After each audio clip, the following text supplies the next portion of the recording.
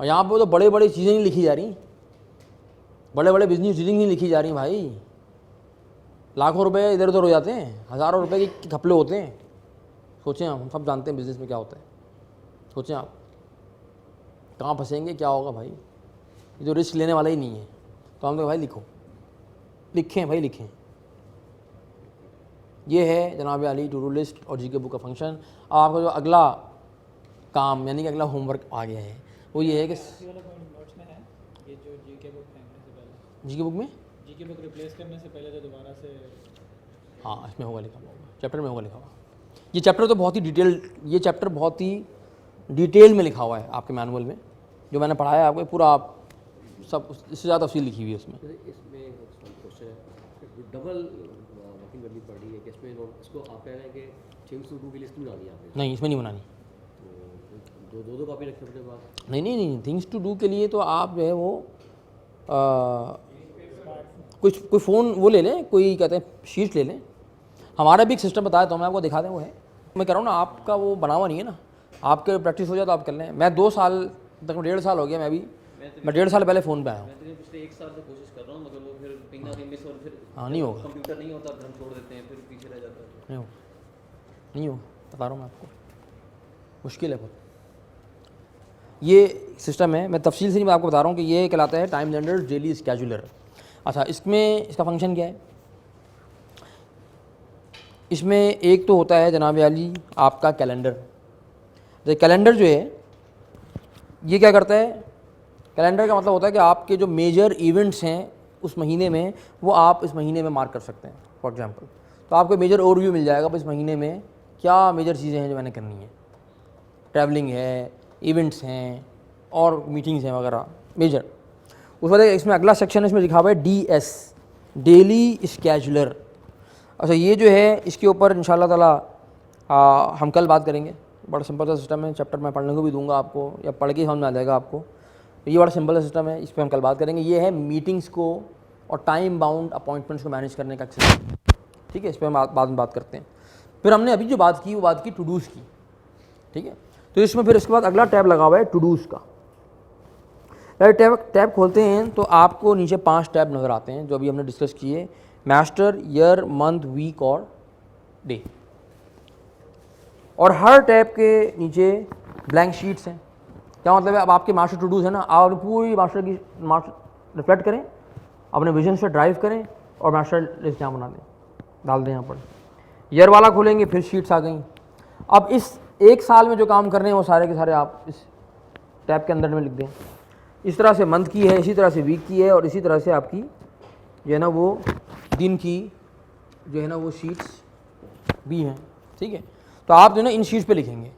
अच्छा, आपने करना क्या है, इसमें से मैंने आपको कहा था कि जो टुडे वाली है लिस्ट वो आपके साथ होनी चाहिए। ज़रूरी नहीं है कि ये आप हर जगह लेके घूमें, ज़रूरी नहीं है। अगर आप लेके चल सकते हैं, अपने बैग में रख सकते हैं तो रख लें, बड़ी अच्छी बात है। नहीं तो कम से कम दिन की लिस्ट इसमें से निकाल लें और जीके बुक निकाल लें, और ये 2 चीज़ें आपके साथ होनी चाहिए, ठीक है। ये जो सिस्टम है ये सिंपलेस्ट फॉर्म है टू डूज़ को और अपने कामों को मैनेज करने की। मैं जो अर्ज कर रहा था स्मार्टफोन के जवाब में वो ये है भाई कि अगर आपकी लिखने की हैबिट नहीं बनी हुई है तो मैं आपसे दस्तबस्ता गुजारिश करूँगा, दरख्वास्त करूँगा कि बराए मेहरबानी कोई स्मार्टफ़ोन, कोई गैजेट, कोई सॉफ्टवेयर इस्तेमाल करने की कोशिश ना करें। पहले अपना माइंडसेट डेवलप करें लिखने का, पहले उस कॉन्सेप्ट की फंक्शनैलिटी को समझें और उसको आप मैनुअल करें। हाँ, चंद महीने बाद जब आपको आइडिया हो जाए कि मुझे क्यों लिखना चाहिए, मुझे अपनी प्लानिंग कैसे करनी चाहिए, तो जीके बुक के लिए तो मैं रेकमेंड नहीं करता हूँ स्मार्टफ़ोन। लेकिन जो ये 5 टू डू लिस्ट हैं ये आप स्मार्टफ़ोन नहीं, मतलब आप कोई सॉफ्टवेयर या कोई ऐप इस्तेमाल कर सकते हैं, और बहुत सारी ऐप्स हैं जो कि आपको ये फंक्शनैलिटी दे देती हैं। हमने अपनी ऐप इसीलिए नहीं बनाई कि already there are many apps available, तो री इन्वेंट करने का व्हील को जो है ना वो कोई फ़ायदा नहीं है, ठीक है ना। कुछ बड़ी अच्छी ऐप्स हैं जो मैंने खुद भी ट्राई की हैं। any.do एक ऐप है टू डू लिस्ट को मैनेज करने की, आप उसको ट्राई कर लें। वंडर लिस्ट एक है, अगर आप ऐप इस्तेमाल करना चाह रहे हैं आप उसको ट्राई कर लें। अगर आप टीम्स में काम करते हैं तो आसाना एक है, उसको आप जो है ना वो एक्सपीरियंस करके देख लें। एक ऐप है, यही अपने टू डूज़ को और प्रोजेक्ट्स को मैनेज करने के लिए है। अगर टीम में काम करते हैं तो उसका बेनिफिट अब ज़्यादा है, ठीक है। टीम्स के साथ काम करते हैं ना, अगर आपके साथ टीम है और लोग हैं तो उसमें वो आप प्रोजेक्ट डेलीगेट करना और चीज़ें करना आसान उसमें हो जाता है, ठीक है। अदरवाइज जो है ना वंडरलिस्ट या Any.do, Evernote is a very good. Evernote जो है ना वो बड़ी अच्छी एक एप्लीकेशन है जिसको आप इस्तेमाल कर सकते हैं। उसके उस एवरनोट में आपको और भी बहुत सारे फंक्शन मिल जाते हैं, टू डूज़ भी आप डेवलप कर सकते हैं और भी चीज़ें कुछ कर सकते हैं उसके अंदर। वो मैं इस्तेमाल करता हूँ, एवरनोट में इस्तेमाल करता हूँ, अपने लिए इस्तेमाल करता हूँ मैं एवरनोट। लेकिन मैं जीके बुक के लिए इस्तेमाल नहीं करता कोई चीज़, जीके बुक में बस मैनुअली है, ठीक है। तो आप जो ना वो ऐप्स अपने ट्राई कर लें और आप जो है ना या आप जो है ना वो अगर वो इस्तेमाल नहीं करते तो आप जो है ना वो सिंपल काम भी कर सकते हैं। आप गूगल के ऊपर, गूगल डॉक्स के ऊपर आप सिंपल स्प्रेडशीट डेवलप कर लें, समझे ना आप। और स्प्रेडशीट में क्या करें आप जो है ना वो 4 टैब बना दें, ईयर, मंथ, वीक, डे, और गूगल ड्राइव पे रख दें उसको। गूगल ड्राइव पे वो शीट रख दें और गूगल ड्राइव आपके जो है ना वो ऑनलाइन भी है, वो आपके कंप्यूटर के ऊपर भी आप रख सकते हैं और वो आपकी क्या कहते हैं फ़ोन के ऊपर, स्मार्टफोन के ऊपर भी उसकी वो डाउनलोड हो जाती है। तो वो अगर आप एक जगह करेंगे तो वो दूसरी और तीसरी जगह पे सिंक हो जाएगी। तो मेरी अपनी राय ये होती है बजाय से कि कोई आप स्पेशली ऐप इस्तेमाल करें, यानी कि लाइक ये जो होती है ना वंडरलिस्ट या Any.do, बेहतर ये है कि आप सिंपल स्प्रेडशीट बना लें भाई गूगल के ऊपर जाके और उसमें अपनी लिस्ट डाल लें। मतलब मेरे कहने का मकसद ये है कि सिस्टम को जितना सिंपल रखेंगे आपकी इफ़ेक्टिवनेस उतनी ज़्यादा होगी। आप ये एक रैट रेस है, मेरे नज़दीक ये एक रैट रेस है, जो ऐप्स की और स्मार्टफोन की रेस है ना, it's a rat race, it's never ending race. आप भागते जाएंगे, इसके वजह मैं तो ये रियलाइज़ किया है, आप भागते चले जाएंगे या हर जो है ना वो चंद दिनों में एक नई ऐप आ रही है, फिर अच्छा लोग क्या करते हैं वो नई ऐप ट्राई कर रहे हैं, फिर वो ऐप ट्राई कर रहे हैं, फिर वो ऐप ट्राई कर रहे हैं, मतलब वो they end up doing nothing, they end up doing nothing. लेकिन जो इफेक्टिव लोग होते हैं ना वो इन चक्करों में टाइम ज़ाया नहीं करते, जिन्होंने कोई काम करना होता है वो अपने काम को, वो अपनी चीज़ों को रखते हैं सिंपल और उनका फोकस जो है ना वो होता है इंपॉर्टेंट चीज़ों के ऊपर, विजन्स के ऊपर होता है। अच्छा ये सारे स्मार्टफोन और ये ऐप्स कितने दिन की मार है भाई, कितना अर्सा हुआ है, हाउ मेनी ईयर्स, बस 5-6 साल हैं। इससे पहले क्या होता था, हकीम सईद साहब के ज़माने में क्या होता था, कौन सी ऐप, कौन सा स्मार्टफोन, क्या था, फ़र्क देखें आप, क्योंकि माइंडसेट सही था ना। हाँ, उनके पास कोई कंप्यूटर नहीं था, कोई स्मार्टफोन नहीं था, कोई मोबाइल फ़ोन नहीं था, कोई सॉफ्टवेयर नहीं थे। वो आदमी इन तमाम चीज़ों के बग़ैर मैनुअल सिस्टम्स के साथ इतने सारे काम कर गया। वो तबीब भी थे, मैंने कल बताया था, बात हुई थी, तबीब भी थे, वो राइटर भी थे, वो स्कूल भी बना गए, वो हमदर्द यूनिवर्सिटी के वाइस चांसलर भी थे। हमदर्द यूनिवर्सिटी के अलावा पाकिस्तान की कम से कम वो 5 यूनिवर्सिटीज़ के बोर्ड पे थे। वो टेनिस भी खेलते थे, वो फैमिली को भी टाइम देते थे, वो मोहल्ले वालों को भी टाइम देते थे, नमाज़ें भी मिस नहीं होती थी, और तो और सब कुछ करते थे। और फिर सोशल एक्टिविटीज़ थी। फिर वो कराची में एक मदरसा है दारुल उलूम कराची के नाम से, दारुल उलूम कराची के वो ट्रेजरर थे, खाजिन, और आखिर वक्त तक मुफ्ती मोहम्मद शफ़ी साहब ने उनको मुकर्रर किया था। उस वक्त से लेके वो अपने आखिरी दिन तक वहाँ के ट्रेजरर थे और वॉलंटियर करते थे, वहाँ पे टाइम लगाते थे। ये बहुत से लोगों को मालूम ही नहीं है बात। उनके पास ये भी करने का टाइम था, and he did not have any apps, क्योंकि वो इस रैट रेस में नहीं थे, उनका फोकस इंपॉर्टेंट चीज़ों पे था ना। और उनका तो था ना, कपड़े भी आपने देखा होगा, उनको आपने कभी भी नहीं देखा होगा वाइट शेरवानी के अलावा किसी ड्रेस में। आपको कोई तस्वीर उठा लें आपको वाइट शेरवानी मिलेगी। तो उनसे एक बार पूछा था किसी ने कि आप हमेशा वाइट शेरवानी क्यों पहनते हैं, तो क्या पता क्या था, हैं नहीं, मैं कहता इसलिए कि मुझे वाइट शेरवानी चूज़ करने में और ख़रीदने में टाइम नहीं लगता। क्या मतलब, उनका नाप है, उन्हें आप किसी को दिए, उन्होंने वाइट शेरवानी बनवा के ले आओ, कि नहीं, मतलब टाइम नहीं है कि मैं बाज़ारों में जाके जो है ना मैं कपड़े चूज़ करता फिरूँ, फैब्रिक्स देखता फिरूँ कि ये कलर होना चाहिए, हमारी तरह नहीं कि ये कलर लेंगे तो वो कलर लेंगे तो ये अच्छा है, नहीं ऐसा होना चाहिए, इस पर चेक बने हुए, नहीं ये तो यूँ है, अलकरम का लूँ, गुल अहमद का लूँ, फलाने का लूँ, इसी चक्कर में जो है ना हम खर्च हो जाते हैं। और वो विजनरी लोग जो होते हैं ना वो इन चक्करों में नहीं होते।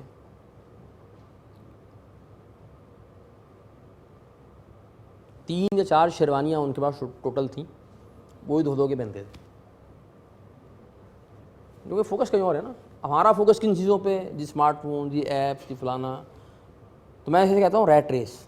अगर रैट रेस का नुकसान क्या होता है डॉक्टर साहब, even if you win this race you will still be a rat. क्या फायदा है यार ऐसी रेस में, ऐसी रेस का क्या फायदा है कि जिसके एंड पे आप जो है ना वो रैट ही रहेंगे यार। तो भाई इन चक्करों में ना पड़ें, आप फोकस करें बड़े काम के ऊपर, असल काम के ऊपर करना। असल काम है विजनिंग और उससे ड्राइव करके अपने आप को स्ट्रक्चर करना। हाँ कोई सॉफ्टवेयर, कोई ऐप ऐसी है जो वाकई आपको जो है ना वो हेल्प करती है, तो भाई अब इस्तेमाल करें और हम ही बताएं ताकि हम भी वो इस्तेमाल करें और जो है ना वो मतलब उससे वो वाकई कोई इफेक्टिवनेस हमारी इंप्रूव हो जाए ना, फिर तो ठीक है। लेकिन मैं इन चक्करों में रहूँ कि हर जो है ना वो एक हफ्ते के बाद एक नई ऐप अनाउंस हो रही है तो मैं अब जाके ये देखूँगा, मैं वो देखूँगा, सॉरी कोई फायदा नहीं है। इसलिए मैं एवर नोट को लेकर ना उस पर स्टिक हो गया हूँ बस। आखिर में ना बस मैंने कहा यार छोड़ो यार, एवर नोट सही है, कार्ड लिया, स्कैन किया, डाल दिया, ये लिया डाल दिया, वो उसकी रीडिंग कैपेबिलिटी अच्छी है तो वो मुझे पसंद है एप्लीकेशन। आप उनको चीज़ डाल दें, उस पर तरीका है डालने का, तो वो बस मुझे एक ही मैं ऐप इस्तेमाल करता हूँ और मैं कोई ऐप इस्तेमाल नहीं करता। मेरे फ़ोन पे आपको कोई इस तरह की ऐप नहीं मिलेगी सिवाय एवर नोट के, सब डिलीट कर दी मैंने, ख़त्म। तो कल जब आप आएंगे तो ये अगर आप जो है ना समझते हैं कि ये इस्तेमाल आप ये चीज़ आपके काम की है तो आप हमसे ये ख़रीद लें। अगर आप समझते हैं कि ये आपके काम की नहीं है तो प्लीज़ इसको मत ख़रीदिए।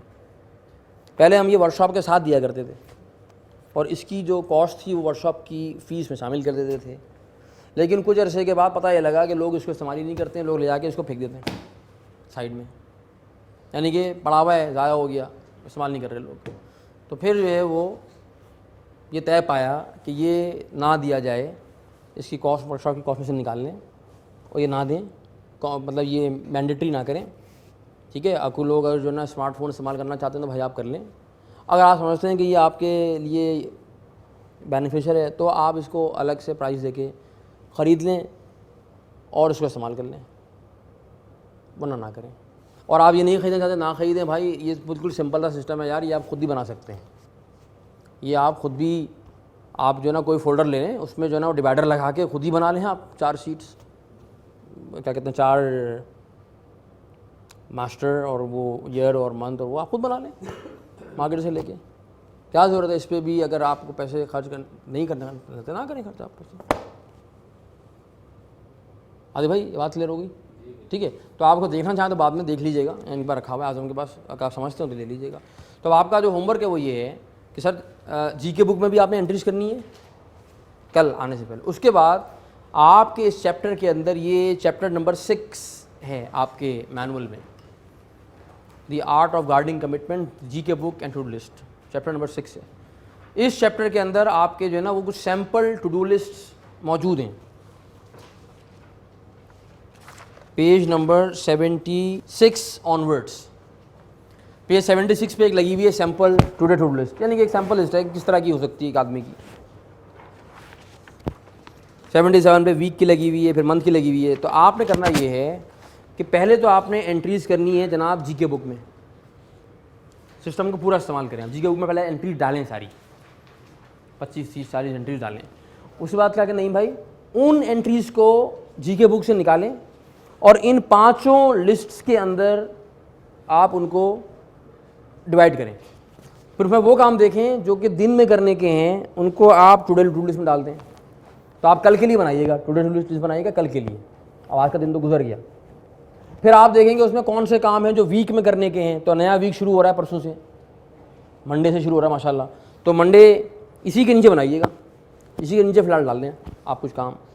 तो मंडे से जो वीक शुरू हो रहा है उस वीक में देखें क्या काम करने हैं, वो सारे काम यहाँ लिखें। जगह कम पड़ जाए तो कोई शीट लेके इंसर्ट कर लें, फिर मंथ में डालें, फिर ईयर में डालें, फिर मैस्टर में डालें। ऑफ कोर्स मैं आपको सिर्फ एक ये जो मैं आपसे होमवर्क करवा रहा हूँ, it is just to give you a feel of the system. अगर आप इसको प्रॉपरली करना चाहेंगे तो आपको थोड़ा टाइम लगाना पड़ेगा, बैठना पड़ेगा अपने साथ और चीज़ें डेवलप करनी पड़ेंगी, ठीक है। वैसे मैं आप दुआ करें, मैं एक कोर्स डेवलप कर रहा हूँ इस वक्त, जिसमें हम सिर्फ जो है ना वो टू डू लिस्ट और जो टेक्निकल लेवल के ऊपर जो टाइम मैनेजमेंट होती है ना हमारी, ईमेल मैनेजमेंट है, फ़ोन मैनेजमेंट है, SMS मैनेजमेंट है, जिसमें हमारा बड़ा टाइम ज़ाया हो रहा होता है, व्हाट्सएप मैनेजमेंट है, हाँ, इनको कैसे मैनेज करना है, ईमेल्स कैसे मैनेज करनी है, ठीक है, जिनकी वजह से हमारा टाइम इधर उधर जा रहा होता है। तो उसके लिए मैं कोर्स एक दिन का डेवलप कर रहा हूँ in addition to the strategic time management workshop के, ताकि वो जो डे टू डे हमारे जो इश्यूज होते हैं ना वो भी रिजॉल्व हो जाएं। तो मैं फील कर रहा हूँ बहुत अरसे से कि स्ट्रेटेजिक इस वर्कशॉप के अंदर हमारा बिगर पिक्चर की बात करते हैं, लेकिन टेक्निकल लेवल के ऊपर जो इश्यूज़ हमें आ रहे होते हैं ना, वो इश्यूज़ बहुत से लोग हैंडल नहीं कर पा रहे होते, और वो उनको हैंडल ना करने की नतीजे में वो STM के कॉन्सेप्ट भी छोड़ देते हैं। मतलब वो डिसहार्ड हो जाते हैं, या वो जो है ना वो हिम्मत जवान नहीं रख पाते, ज़माने के सर्दो गर्म का शिकार हो जाते हैं, तो छोड़ बैठते हैं, जिसके नतीजे में वो दोबारा जो है ना 2-4 महीनों में बैक टू स्क्वायर वन हो जाते हैं। तो इंशाल्लाह वो कोर्स भी डेवलप हो जाएगा, वो एक दिन का होगा, ताकि उसमें हम टेक्निकल लेवल पे बात कर लें। लेकिन फ़िलहाल आपको मैं चाह रहा हूँ कि एक फ़ील मिल जाए कि भाई सिस्टम कैसे काम करता है। लेकिन अगर आप ये होमवर्क नहीं करेंगे तो सर आप बता रहा हूँ मैं, आप जो है ना बड़ी इंपॉर्टेंट चीज़ मिस कर जाएंगे। मैं आपको सिर्फ ये बता देता हूँ कि मैं ख़ुद किस तरह से रेकमेंड करता हूँ इसको मैनेज करने के, इस टू डूज़ को मैनेज करने को। अच्छा, मेरा जो सिस्टम है, मैं इसको मैनुअली नहीं करता हूँ, टू डूज़ में मैनेज करता हूँ मैं अपने क्या कहते हैं टेक्नोलॉजी के थ्रू, यानी कि अब वो मैं एवरनोट के थ्रू करता हूँ। और उसमें जो है ना वो बड़ा सिंपल है, आप मैनुअली करें या करें। देखिए, अगर आपके पास एक फ़ोल्डर है मास्टर, तो मास्टर का फ़ोल्डर है ना, उसमें जो टू डूज़ हैं वो मुख्तलिफ एरियाज़ के से लिंक्ड हैं।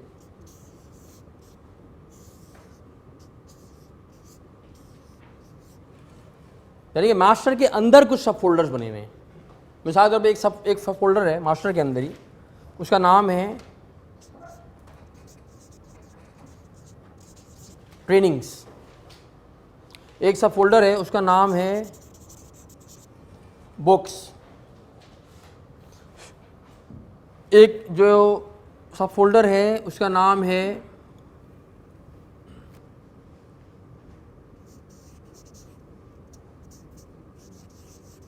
बेगम साहिबा, होम मिनिस्टर। एक सब फोल्डर है उसका नाम है जी सपोज इब्राहिम, मेरे बेटे का नाम है। इधर एक फ़ोल्डर है उसका नाम है इंटरनेशनल बिजनेस है। और हर फोल्डर के अंदर, हर एरिया के अंदर कुछ जो है वो टू डूज़ हैं जो कि मास्टर लेवल के हैं, कि जो 1 साल के बियॉन्ड हम करना चाहते हैं। अब मेरा बुक्स का फ़ोल्डर है। अब इस बुक्स के फ़ोल्डर के अंदर जो है ना कोई तकरीबन 45 किताबों के नाम लिखे हैं। अब क्या ख्याल है कि 45 किताबें मैं आज पढ़ सकता हूँ? है नहीं पढ़ सकता। ठीक है, बुक किसी ने रेकमेंड की, मैं नोट कर ली, वो डाल दी बुक्स की लिस्ट में जो मुझे पढ़नी है, the book that has to be read. Trainings हैं, तो ट्रेनिंग्स के अंदर जो है ना वो क्या है, उसके टू डूज़ आ रहे हैं। बेगम साहिबा 1 साल के बियॉन्ड में उनके डेवलपमेंट का क्या जो है ना वो टू डूज़ हैं वो आ रहे हैं। उनकी इंटेलेक्चुअल डेवलपमेंट, उनकी फ़िज़िकल डेवलपमेंट, उनकी स्पिरिचुअल डेवलपमेंट, उसके टू डूज़ हैं। साहबजादे हैं तो 1 साल के बियॉन्ड में उनको कहाँ देखना चाहता हूँ, उसके कुछ जो टारगेट्स हैं। इंटरनेशनल बिजनेस में मैं टाइलेंडर्स को कहाँ देखना चाहता हूँ, उसका कुछ 1 साल के बियॉन्ड टारगेट्स हैं। तो ये सारे इस तरह से और भी फोल्डर हैं। मैं तो 4 बता रहा हूँ, मेरे ख्याल है तो 15-16 के करीब है। रिलेटिव्स का एक फ़ोल्डर, रिलेटिव्स ये रिश्तेदार होते हैं, उनके भी जो टू डूज़ होते हैं भाई। तो वो सारे ये सारे मैं टू डूज़ अगर निकालूँ ना हर एरिया से इरफान साहब, तो मेरा ख्याल है मास्टर में कुछ 600-700 टू डूज़ हैं मेरे।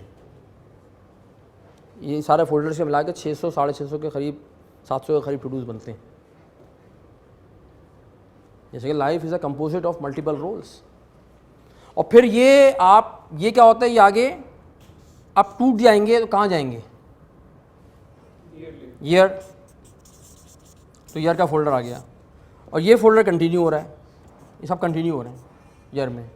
ईयर में क्या हो रहा है कि भाई मास्टर लेवल पे हम ये देखना, ये मेरा टारगेट है ना, तो इस साल क्या है, मैं इस साल क्या करना चाहता हूँ इस एरिया के अंदर, तो उसके टक टक टक टक टू डूज आ गए। इस साल के 45 किताबें हैं ना, तो इस साल कितनी पढ़नी है, साल के शुरू में टारगेट तो बनाएंगे ना आप। और मैं कहता हूँ कि यार मुझे साल में जो है ना वो 20 किताबें पढ़नी हैं, उन 20 किताबों के नाम यहाँ आ जाते हैं। इस साल 2014 में ये 20 किताबें हैं जो मुझे फोकस करनी है। हाँ, बीच में अगर कोई ऐसी किताब आ जाए जो बहुत ही क्या कहना चाहिए इम्पॉर्टेंट नौयत की हो और जिसको मैं डिले नहीं करना चाहता, अर्जेंट भी हो इम्पॉर्टेंट भी हो, तो मैं उस किताब को लिस्ट में ऐड करके यहाँ से कोई किताब वापस वहाँ मुंतकिल कर दूंगा कि बाद में देखा जाए अगर एडिशनल टाइम मिल गया तो वो किताब ही पढ़ लूँगा। ठीक है, 20 किताबें तो हैं। बेगम साहिबा का इस साल का क्या टारगेट है, उन्होंने कितनी किताबें पढ़नी है, उनकी स्पिरिचुअल डेवलपमेंट, उनकी फिजिकल डेवलपमेंट, उनका एज ए मदर जो रोल है उसके अंदर डेवलपमेंट, साहबजादे की डेवलपमेंट, बेटी की डेवलपमेंट, इंटरनेशनल बिजनेस की डेवलपमेंट के टू डू साल के निकल के आ रहे हैं। महीने में जो है ना वो बेगम साहिबा जो है ना उन्होंने इस महीने में क्या करना है, उनको सुपरवाइज तो करना पड़ेगा ना। तो जी आपने जो ना ये किताब इस महीने में पढ़नी है, आपने ये कोर्स करना है, आपने इनसे मिलना है, आपने जो है ना वो ये आर्टिकल्स पढ़ने हैं, आपने जो है वो बच्चों के साथ ये एक्टिविटी करनी है इस महीने में, आपने जो है ना वो अपने वालिदैन के साथ ये एक्टिविटीज़ करनी है।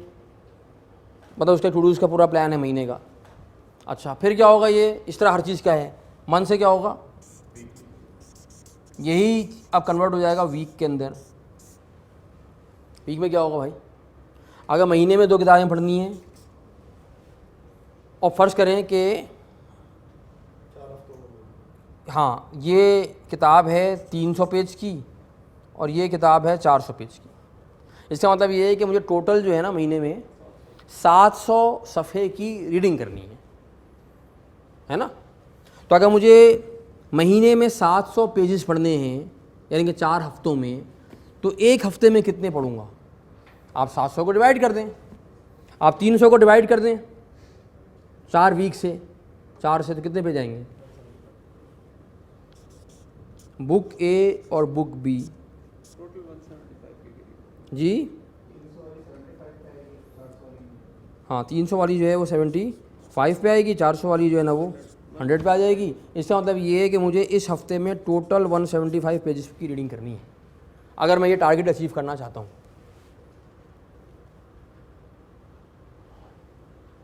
ये क्या जाएगा, डे में चला जाएगा। डे में क्या होगा, अगर मैंने 7 दिन में 75 पेज पढ़ने हैं इस किताब के, तो एक दिन में कितने पढ़ने होंगे, 11 सफ़े तकरीबन। इसके 11 सफ़े पढ़ने हैं और 100 डिवाइड बाई 7 कर दें आप, 15 लगा लें, 14 लगा लें, चलें कितने हो गए।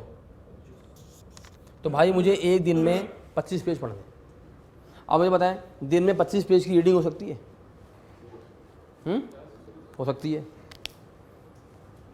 25 पेज की रीडिंग हो सकती है दिन में। 25 पेज रीडिंग करने में जो है ना वो अगर आप 1 मिनट में भी 1 पेज पढ़ें तो आप 25 मिनट में कर लेंगे। आप थोड़े स्लो अगर रीडर हैं तो भी भाई आप 45 मिनट में पढ़ लेंगे 25 पेज।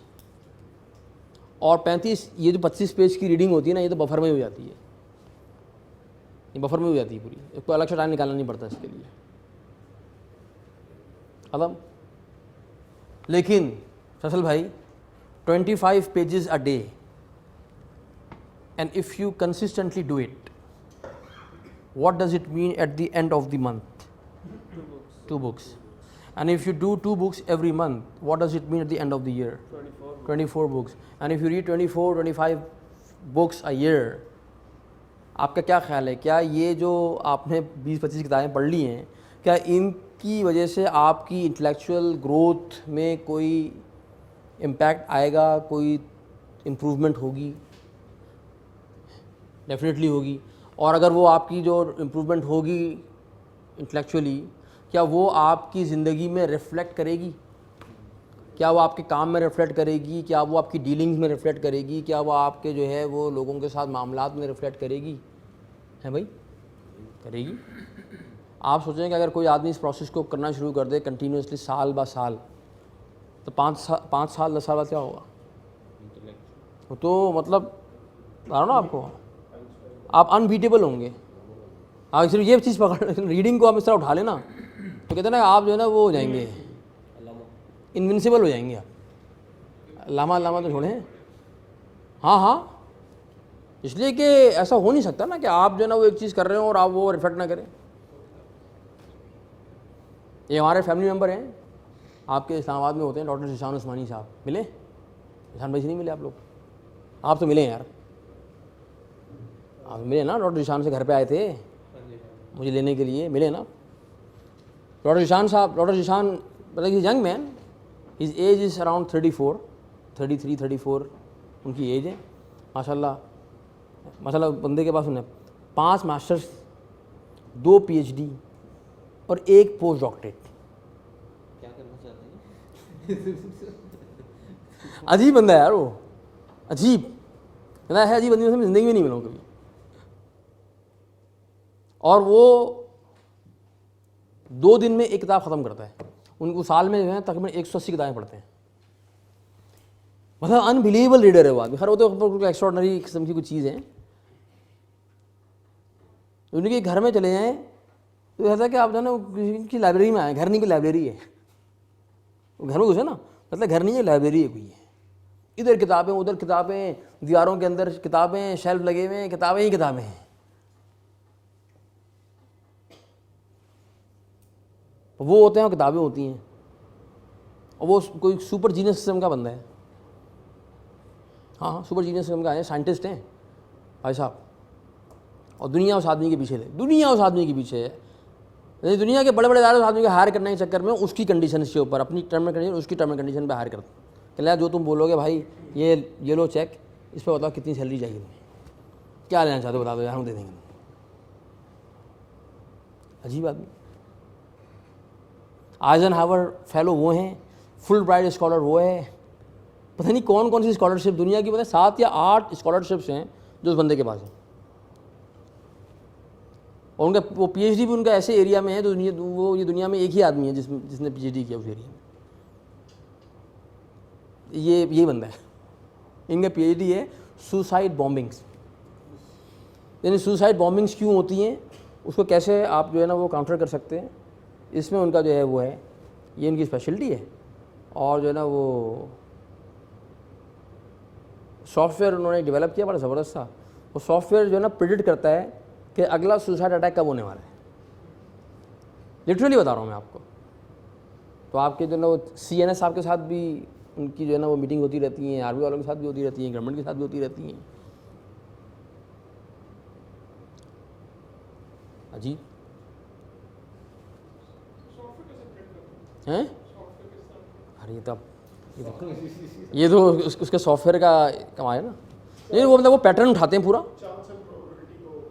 वो पूरा उन्होंने वो पैटर्न उठाते हैं। पैटर्न क्या है, अब ये अल्लाह की शान है कि वो ये आदमी जो है ये 15-20 दिन पहले बता देते हैं। पिछले इस साल 2014 में इनका जो प्रेडिक्शन सक्सेस रेट रहा है वो 97% रहा है। सिर्फ एक अटैक था जो इन्होंने मिस किया है, बाकी सारे इन्होंने 15-20 दिन पहले बताए हैं गवर्नमेंट को। मैंने 15-20 दिन पहले बताया गवर्नमेंट को, ये तक बताया है कि इस दिन अटैक इस जगह पे होगा। कहना सारे अटैक मैंने बताए। कहना ये काम नहीं करते मैं क्या करूँ यार, वो नहीं करते, नहीं सुनना चाहते मैं क्या करूँ। पिछले साल 73-74% था इनका सक्सेस रेट, इसमें 97% है। अगर पढ़ लिख के अमेरिका से वो आया पाकिस्तान, उनको पाकिस्तान में ऐसा रगड़ा मिला है बिल्कुल जना सेट हो गए वो, नहीं तभी उनकी सेट हो गई है। वो बंदा कोई उसको सुनने को तैयार नहीं हो रहा, मतलब गवर्नमेंट के सर्कल्स में ना। तो अब वो जा रहे हैं अमेरिका, जा रहे हैं वो। उनको ड्यूक यूनिवर्सिटी है, ड्यूक, हाँ ड्यूक यूनिवर्सिटी ने इनको हायर कर लिया है। अब चूँकि वो बहुत क्वालिफाइड आदमी है ना, इनका फैमिली के साथ उन्होंने अमेरिकन से वीज़ा दे दिया है जो है ना वो 3 हफ्ते में। ये तो फैमिली के साथ वीज़ा है। उन्होंने कहा मैं नेशनलिटी मैं लूँगा नहीं, 3 हफ्ते में वीज़ा दिया फैमिली के साथ, पता नहीं कौन सा वीज़ा कहलाता है वो, बड़ा कोई स्पेशल किस्म का वीज़ा है वो, कोई हर किसी को देते नहीं है वो, इनको दे दिया वो। अच्छा और उनको कहा कि अगर आपको नेशनलिटी चाहिए तो बता दीजिएगा, आपको 1 हफ्ते में दे देंगे। इन्होंने कहा मुझे नहीं चाहिए, मुझे नहीं चाहिए। और ड्यूक यूनिवर्सिटी ने इनको हायर किया हुआ है $2000 पर लेक्चर $2000 इनको वो दे रहे हैं। और दूसरी एक और यूनिवर्सिटी है ब्राउन यूनिवर्सिटी, वो इनको माशाल्लाह से जो है ना वो $6000 पर वीक दे रही है। तो दोनों जगह पे लेक्चर्स देंगे जाके, कंप्यूटर साइंस के एक्सपर्ट हैं। इन्होंने कहा मैं वहाँ पे रहूँगा। उन्होंने कहा 3 अच्छा इस वीज़े के ऊपर जो है ना ये जॉब कर सकते हैं। इन्होंने कहा मैं वहाँ पे जॉब करूँगा, पैसे कमाऊँगा। तो उन्होंने कहा आपकी कोई और कंडीशन तो नहीं है? कहने का हाँ है। इन्होंने पूछा वीज़ा लगाने से पहले अमेरिकन कोई और चीज़ आप चाहते हैं? जी क्या? कहना मैं अमेरिका में टैक्स नहीं देना चाहता, अपनी इनकम पे मैं कोई टैक्स नहीं देना चाहता। इनका टैक्स एग्जाम कर दिया है, पता है आपको ये बात, लॉ है। इनके वीज़े के ऊपर टैक्स नहीं अप्लाई होगा, ये कमाएंगे वहाँ पे टैक्स नहीं देंगे। अब क्योंकि वो आदमी मैं देख रहा हूँ ना, मैं तो आदमी को 5 साल से देख रहा हूँ, 5 साल हो गए। 22 किताबों के मुसन्निफ़ हैं हज़रत, 22 किताबें लिख चुका है। तो नहीं आदमी जीने ऐसे आप देखेंगे बोलेंगे यार कि शरीफ से आदमी सिंपल देखा आपने। 22 किताबों के मुसन्निफ़ हैं वो, आप तो मिल चुके उनसे। उनको तो संभालना बड़ा मुश्किल होता है। ऐसे लोग हैं। लेकिन इसका मतलब ये नहीं कि ज़ीशान उस्मानी ही कर सकता है। भाई बात ये है कि हम जो है ना वो देख रहे होते हैं यार 24 किताबें कौन पढ़ेगा यार, तो बहुत ज़्यादा होती है। नहीं भैया, हम 24 किताबें देख के हमें खिलजान हो जाता है। 24 किताबें नहीं पढ़ते। लेकिन हम उन 24 किताबों को स्ट्रक्चर नहीं करते, हम उनको तोड़ते नहीं हैं स्मॉलर स्टेप्स के अंदर। आप तोड़ेंगे तो आपके हर एरिया में छोटे छोटे टू डूज आएंगे जो कि मैनेजेबल होते हैं। कोई ऐसी चीज़ नहीं है।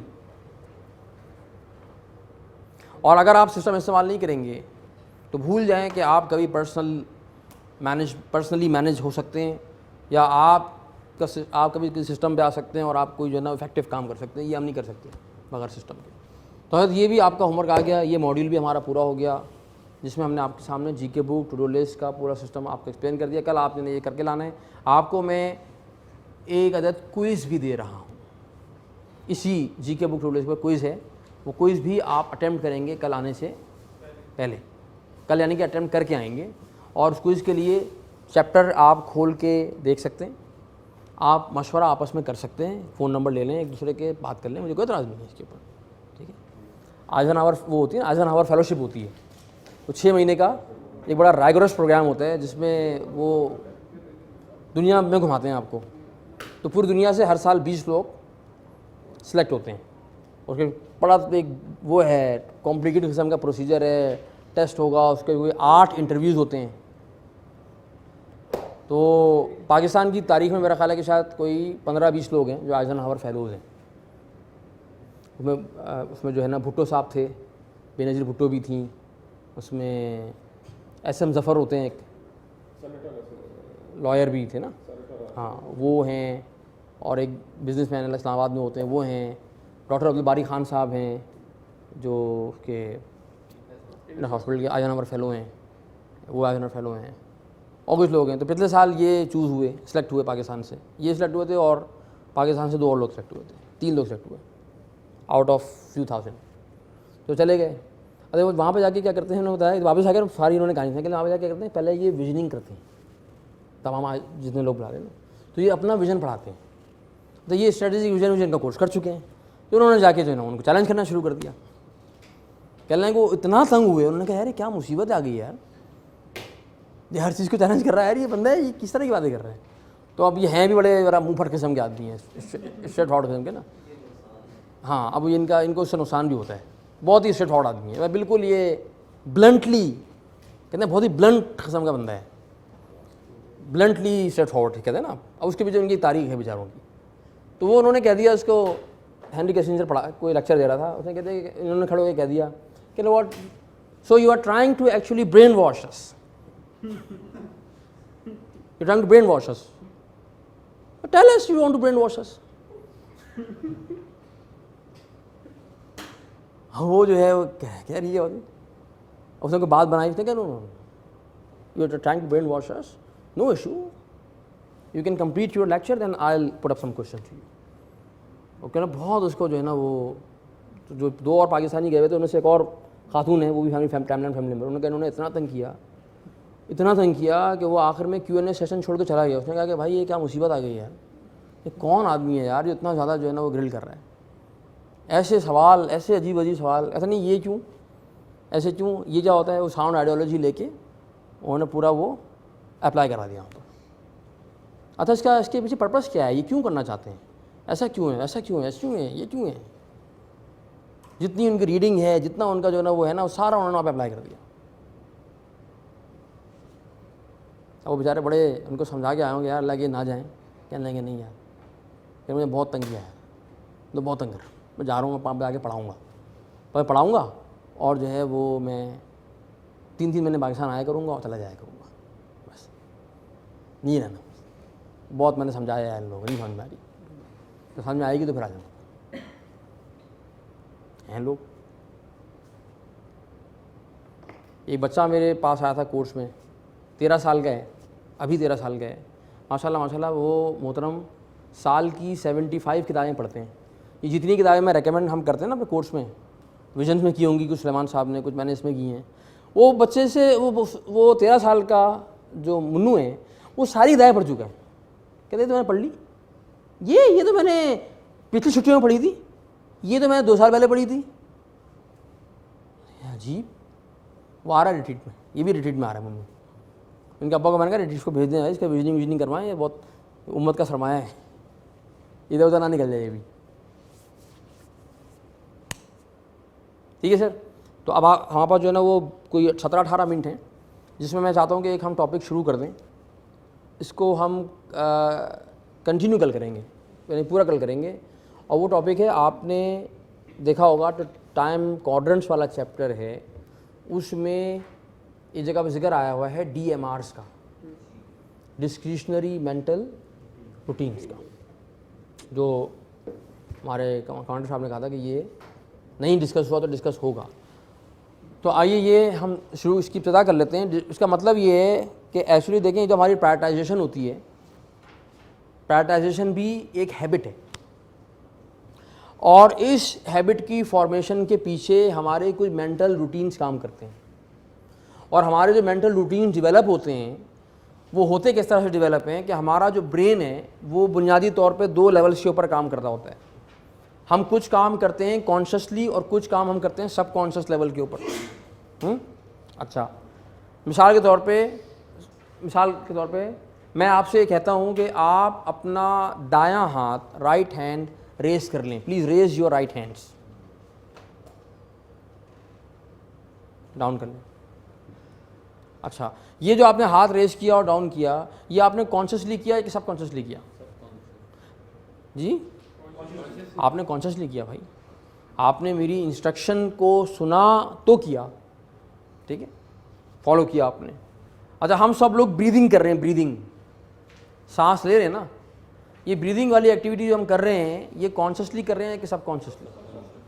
आपको सोचना तो नहीं पड़ता आसिफ भाई? सोचना तो नहीं है करने वाले, हाँ ब्रीदिंग कर लो, बहुत देर हो. इनहेल कर लिया है भाई, फैसल भाई इनहेल कर लिया यार, एक्सेल नहीं कर. हाँ यार, एक्सेल भी तो करना होता है. ऐसा नहीं होता, बल्कि आपका प्रोसेस सब कॉन्शियस लेवल पे वो जारी है, वो चल रहा है, और आप मुस्तकिल जो है वो उसको प्रोसेस कर रहे हैं. हम जो है क्या चाहते हैं, हम चाहते हैं कि हम कम वक्त में ज़्यादा काम करें, टाइम को मैनेज करने के लिए, ज़्यादा अचीवमेंट्स के लिए. तो उसमें इशू ये होता है कि उसके लिए हम जो काम करते हैं वो है मल्टीटास्किंग. हम मल्टीटास्किंग करने की कोशिश करते हैं, यानी कि एक वक्त में एक से ज़्यादा कामों को हैंडल करना करते हैं ना हम सब. अच्छा, तो मल्टीटास्किंग का इशू ये है, तो एक तो होती है मल्टीटास्किंग जिसमें आप कोई 2 या 2 से ज़ायद टास्क को एक ही वक्त में अंजाम देने की कोशिश करते हैं. है जी। और एक होती है जिसे कहते हैं multi processing. It's not a task, it's a mental process, यानी कि आप एक ही वक्त में दो या दो से ज़ायद चीज़ों के बारे में या मामलात के बारे में जो है ना वो आपका प्रोसेस मेंटल चल रहा हो, आप सोच रहे हैं। सब कॉन्शियस लेवल के ऊपर अगर आप मल्टीटास्किंग करना चाहें तो आप कर सकते हैं और आप करते हैं। हमारा सब कॉन्शियस जो है वो खासा पावरफुल होता है और सब कॉन्शियस हमारे के लेवल पे हमारी मल्टीटास्किंग जो है वो होती है। जैसे आप जो है ना वो आंखें भी ब्लिंक कर रहे हैं इस वक्त, आप अपनी गर्दन भी हिला रहे हैं,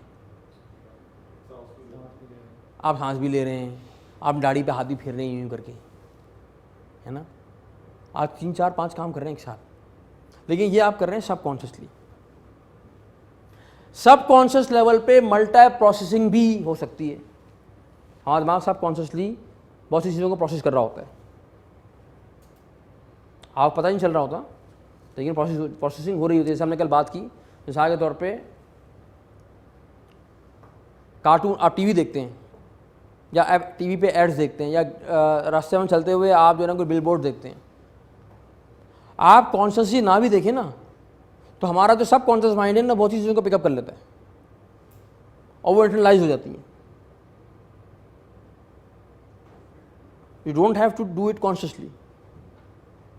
टीवी पे जो है ना वो 20 सेकंड का एक ऐड आगे चला गया और उस ऐड के अंदर एक सब्लिमिनल मैसेज था जो आपके सब कॉन्शियस ने पिकअप कर लिया है, वो पता भी नहीं चला आपको क्या हुआ है।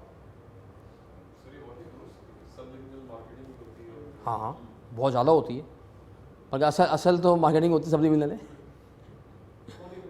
पूरी तो वहीं से डाला जाता है।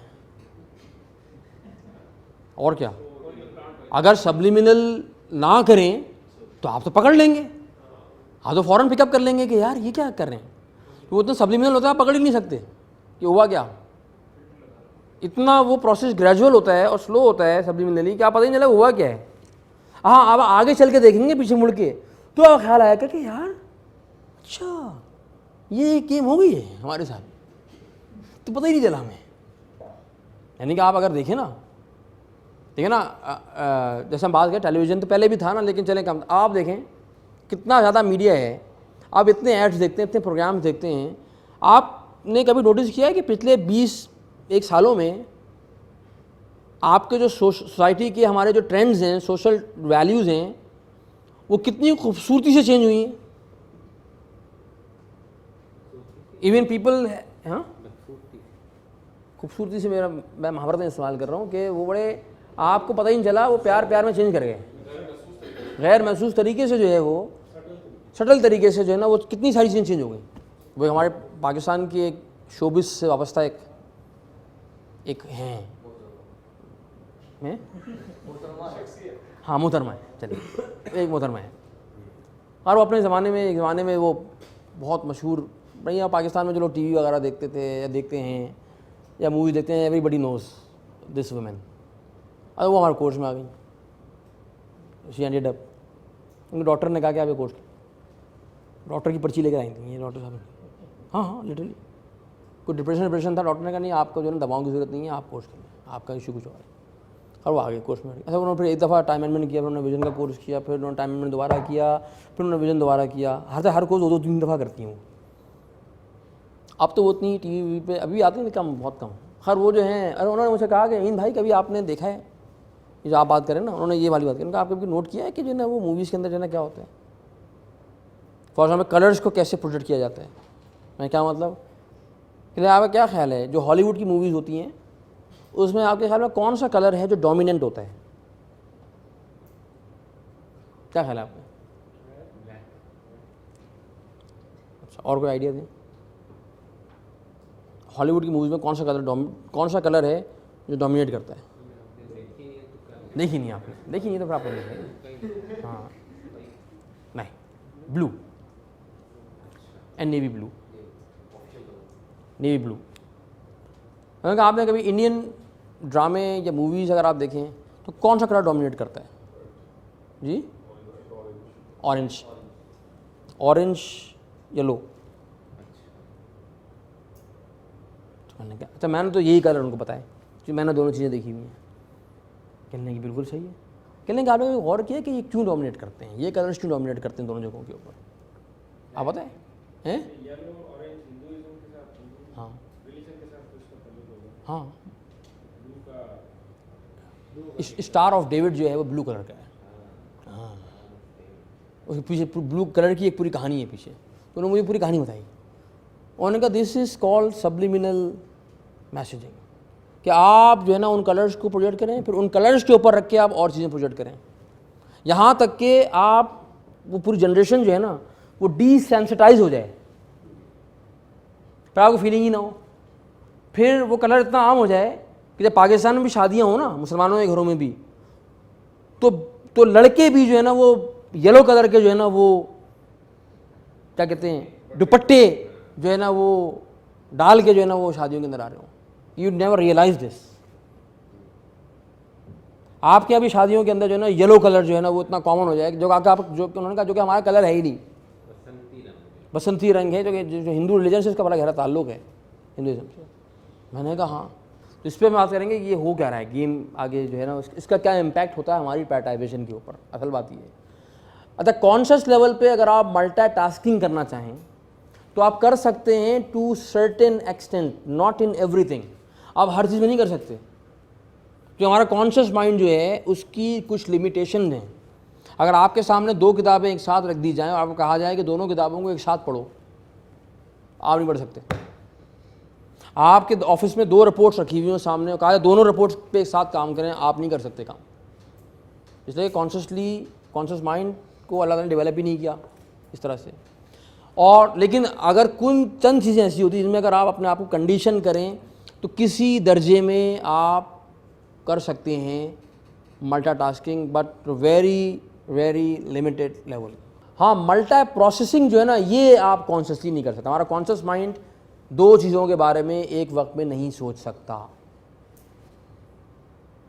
और ये जो हम एक्चुअली कॉन्शियसली जिसको हम कहते हैं मल्टीटास्किंग, ये भी अगर टाइम एंड मोशन स्टडी की जाए तो इसमें भी एक्चुअल मल्टीटास्किंग नहीं हो रही होती, एक्चुअल नहीं हो रही होती, बल्कि आप जो है ना वो आपका हमारा जो कॉन्शियस माइंड है ना वो स्विच कर रहा होता है, वो स्लाइसिंग कर रहा होता है। यानी कि वो for few seconds on one activity, for next few second on second activity, वो बहुत तेज़ स्विचिंग हो रही होती है, टक टक टक टक टक टक स्विचिंग हो रही होती है। लेकिन हम जो है ना वो मल्टी प्रोसेसिंग हमारा दिमाग नहीं कर सकता। आप दो चीज़ों के बारे में सोच नहीं सकते एक साथ कॉन्शियसली। इसलिए जब ये नमाज़ पढ़ने शुरू होते हैं और नमाज में कर किसी और चीज़ों का ख्याल आना शुरू, नमाज से तवज्जो हट जाएगी आपकी। अगर नमाज एक ऐसी एक्टिविटी है जो सब कॉन्शियसली नहीं करनी चाहिए, जो कॉन्शियसली ही करनी चाहिए, लेकिन चूंकि हमारा जो पूरा सिस्टम है वो क्लटर्ड हुआ हुआ है ना, तो पूरे सिस्टम को उसने हिला दिया नमाज के भी।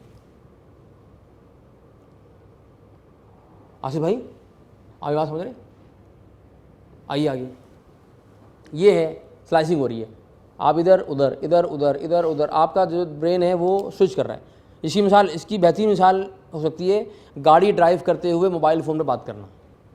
आप अगर गाड़ी ड्राइव करते हुए मोबाइल फ़ोन पे किसी को बात करते हुए देखें या आप कभी खुद बात करें तो आप देखेंगे कि जैसे आप फ़ोन पे बात करते हैं तो आपकी जो ड्राइविंग वाली एक्टिविटी होती है वो कॉम्प्रोमाइज़ हो जाती है।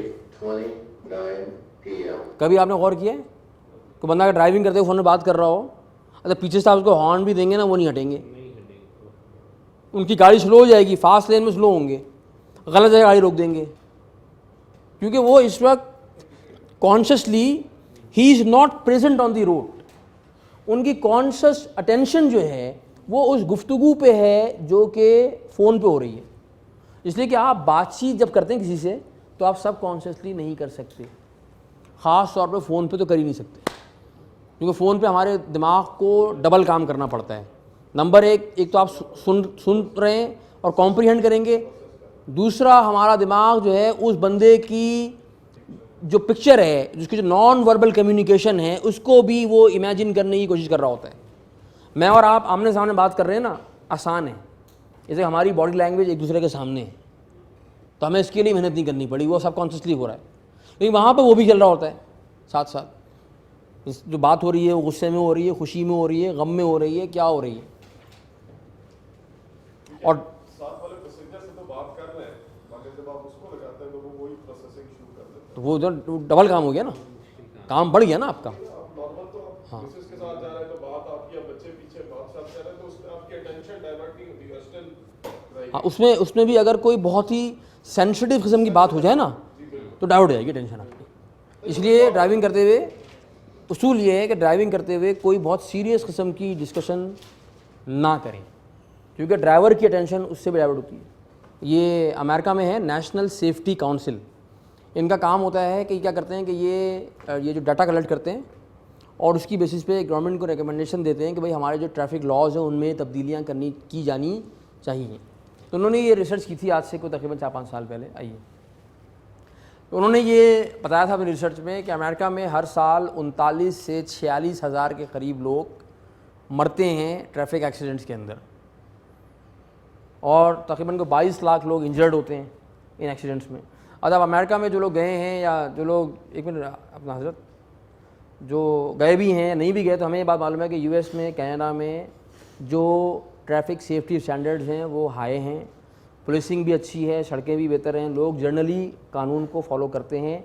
लेकिन उसके बावजूद भी 40,000 45,000 लोग अगर मर रहे हैं तो आपका क्या रिसर्च, स्मॉल नंबर और बिग नंबर? हाँ, बहुत बड़ा नंबर है। आइए, और फिर उन्होंने फर्दर रिसर्च की तो उन्होंने कहा कि more than 1.6 million accidents are caused by cell phone use and texting while driving. 16 lakh accidents mobile phones की वजह से हुए हैं जी। आइए, 16 लाख। आइए, तो कुछ लोग इनकी ज़िंदगियाँ गई, और तो उसमें कहते हैं लीडिंग जो फैक्टर है वो है ड्राइवर की डिस्ट्रैक्शन। अगर ड्राइवर डिस्ट्रैक्ट होगा तो एक्सीडेंट के चांसेस जो है वो बढ़ जाएंगे। और अगर आप सेल फोन यूज़ करते हैं गाड़ी ड्राइव करते हुए तो you are 4 times as likely to crash. आप 4 गुना आपके एक्सीडेंट के इम्कानात ज़्यादा हैं एज़ कम्पेयर टू अगर आप फ़ोन इस्तेमाल नहीं कर रहे हैं। आ रहा है आगे। तो उस साल में कोई 16 लाख एक्सीडेंट है, 6.5 लाख लोग इंजर्ड हुए हैं इन एक्सीडेंट्स में। आइए, पर उन लोगों से इंटरव्यूज़ किए, ड्राइवर से पूछा तो उन पर डाटा आया, लोगों ने एक्सेप्ट किया कि हाँ जी हम करते हैं। मुख्तलिफ एज ग्रुप्स के लोगों ने एक्सेप्ट किया कि हम बात करते हैं ड्राइविंग करते हुए, सेलफोन इस्तेमाल करते हैं, आइए टेक्सटिंग करते हैं। अच्छा, अब हाउ ये होता कैसे? 3 किस्म की डिस्ट्रैक्शंस होती हैं अगर आप फ़ोन इस्तेमाल करते हैं ड्राइविंग करते हुए। नंबर 1 तो विजुअल होती है, your eyes are off the road on the phone, एक। Number 2 mechanical, your hands are off the steering wheel, आपको फ़ोन उठाना पड़ेगा ना देखने के लिए भी किसकी कॉल आ रही है या मैसेज पढ़ने के लिए। और थर्ड जो हमारा मौजू है वो है cognitive, which is conscious absence of conscious mind. Challenge क्या है कि being driver we do not understand और realise that talking on cell phone takes our focus away from the primary task of driving. जब गाड़ी आप चला रहे होते हैं तो आपका असल काम गाड़ी चलाना है भाई, फ़ोन बात करना नहीं है, चाहे वो बॉस की ही कॉल क्यों ना हो, या वो बेगम की कॉल हो या बेगम की अम्मी की कॉल हो। अगर बात करनी इतनी ज़रूरी है तो आप गाड़ी साइड में रोक दें और फिर बात कर लें, क्योंकि आप कर नहीं सकते ना, डिज़ाइन ही नहीं अल्लाह ताला ने किया इस तरह से। आइए, प्रॉब्लम विद हैंड्स फ्री, उन्होंने हैंड फ्री पर रिसर्च की तो उनकी रिसर्च ने बताया कि हैंड्स फ्री को देखा जाता है as a solution and mistakenly believe to be safer than hand held. उनकी बहुत गलत फहमी है कि अगर आप हैंड फ्री इस्तेमाल करेंगे तो आप सेफ़ हैं। Hands free devices offer no safety benefit when driving, क्योंकि जो आपकी कॉग्निटिव डिस्ट्रैक्शन है वो तो अभी भी हो रही है। बहुत सारे मुल्कों में जो कानून है वो फ़ोन बात करने वाला कानून है, कि फ़ोन बात करेंगे तो उस पर टिकट मिल जाता है आपको। हाँ, तो पहले जो था ये सिर्फ हैंड हेल्ड के ऊपर हुआ करता था, लेकिन जब ये रिसर्च बार बार रिसर्च हुई और बार बार रिसर्च ने बताया कि हैंड फ्री डिवाइसेस से भी एक्सीडेंट हो रहे हैं, तो अब अक्सर मुल्कों में जो कवानीन हैं वो ये हैं कि अगर आप हैंड फ्री डिवाइसेस भी लगाएंगे तो भी आपका जो है वो टिकट आपको, मुझे हमारे यहाँ पास क्या है, हैंड फ्री वाला नहीं हुआ, लेकिन फ़ोन वो तो है, मोबाइल वाला है ना, और मोटरवे पे भी है। हाँ हैं, हाँ तो पकड़े जाएँ तो ना पकड़ लेते हैं। अच्छा, नहीं कराची में पकड़ते हैं, लेकिन फिर वो उसमें ये होता है कि 500 रुपये जुर्माना दे दें या उनको 100 रुपये दे दें। हाँ, आपका ख़त्म, कराची में तो ख़त्म नहीं होना, चल ये वाले ऑफर खत्म हो गई, लिमिटेड टाइम ऑफर थी। ठीक है, अच्छा आइए, क्योंकि हैंड्स फ्री के अंदर भी कॉग्निटिव या वो जो कॉन्शियस माइंड की डिस्ट्रैक्शन है वो हो रही है। Your mind is focusing on conversation, you have to listen and respond to the disembodied voice, क्योंकि वो बंदा आपके सामने नहीं आया, आपको ज़्यादा फोकस करना पड़ेगा। और आप फोकस करेंगे, तो मैंने एक दफ़ा इसको ट्राई किया था, हैंड्स फ्री लगा के मैंने ट्राई किया, मैंने देखो क्या होता है, वाकई जो है ना मैं तो नहीं कर सका भाई, वो तो डिस्ट्रैक्शन तो हो गई थी। हाँ आइए, तो उन्होंने क्या कंक्लूड किया कि जो मल्टीटास्किंग है it is a brain drain, it is a myth, और हमारी लैंग्वेज में आप कह सकते हैं मल्टीटास्किंग इज़ अ पूनी।